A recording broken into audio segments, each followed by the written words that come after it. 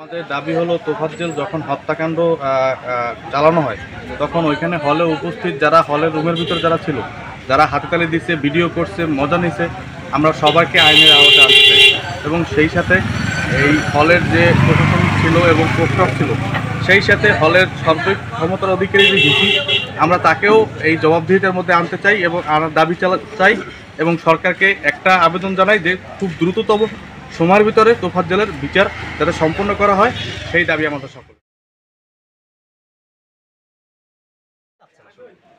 ধন্যবাদ বাংলা 52 নিউজকে। আসলে তোফাজ্জল সম্পর্কে যদি বলতে হয় বলে শেষ করা যাবে না। তোফাজ্জল একটি ভালো ছেলে ছিল, একটা ভদ্র ছেলে ছিল।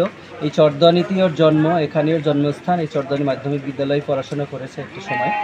তো সেই সুবাদে বিবেকের তাড়নায় যে তোফাজ্জল যেভাবে ঢাকা ইউনিভার্সিটিতে নির্মমভাবে হত্যা হয়েছে, এই হত্যার বিচারের দাবিতে যাতে এই যারা হত্যার সাথে যারা জড়িত তাদের সর্বোচ্চ বিচার, ফাঁসির কাস্টে ঝুলিয়ে তাদের মৃত্যুর দাবিতে আসলে আমরা এই চরদানির সাধারণ জনগণ এবং স্কুলের কোমলমতি বাচ্চারা আজকের এখানে আমরা এই প্রখর রৌদ্রের মধ্যে আমরা উপস্থিত। আমি তোফাজ্জল আমাদের বাল্যবন্ধু ছিল, আমরা একসাথে পড়াশোনা করছি দীর্ঘ সময়। আসলে মানুষের প্রতি মানুষের যে মায়া, সেটা আমাদের একটু বেশিই বলা চলে। আমরা চাই যারা এই হত্যাকাণ্ডের সাথে জড়িত তাদের সবাইকে আচ্ছা, আমরা কি এমন সমাজ চেয়েছিলাম? আচ্ছা, আমরা স্বাধীনতার পর কি এমন দেশ চেয়েছিলাম যে দেশে ঢাকা বিশ্ববিদ্যালয়ের মতো স্থানে আমার ভাইয়ের লাশ?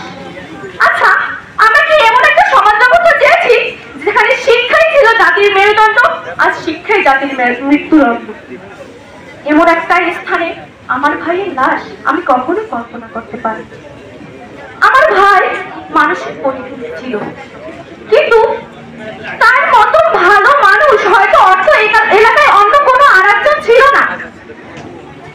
তাকে নির্মম হত্যা করা হয়েছে, আর তার কথা ভাবতে গেলে চোখ থেকে অশ্রু ঝরে পড়ে।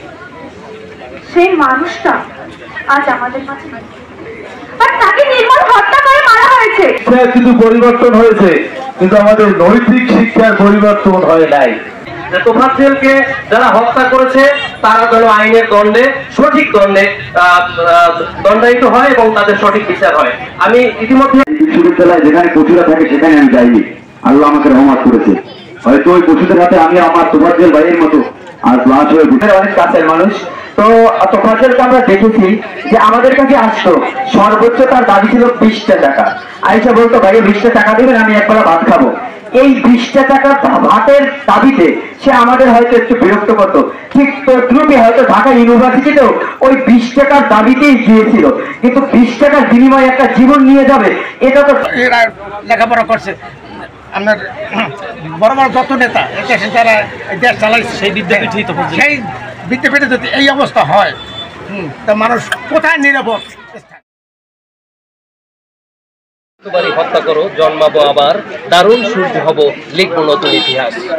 পাথরঘাটার চরদুয়ানি মাধ্যমিক বিদ্যালয় আর কলেজের যে শিক্ষার্থীরা তারা দাঁড়িয়েছেন তোফাজ্জল হত্যার বিচার ত্বরান্বিত করার জন্য, কারণ এই বিদ্যালয়েরই প্রাক্তন শিক্ষার্থী ছিলেন তোফাজ্জল।